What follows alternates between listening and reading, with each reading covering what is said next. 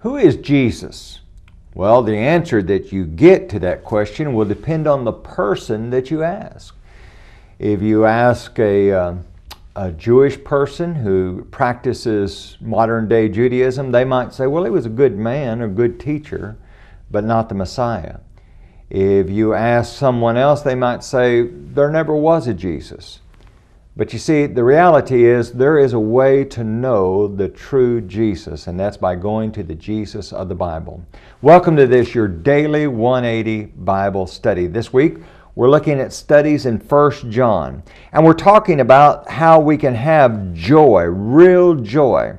And the first thing we want to talk about is knowing the Jesus of the Bible. I want you to look at the first 4 verses of 1 John.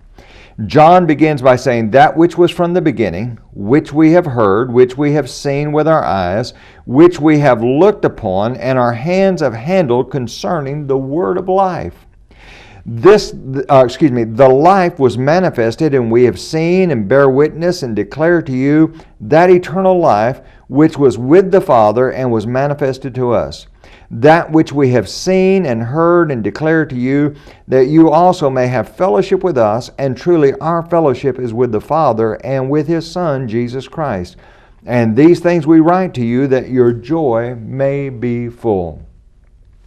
This fullness of joy is tied directly to knowing the truly historical Jesus of the Bible.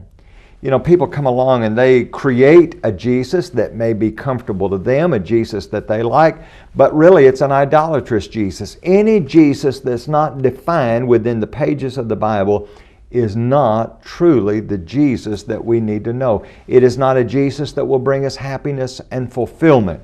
And the book of John is very interesting. In the book of John, John argues for the deity of Jesus, that He is God the Son.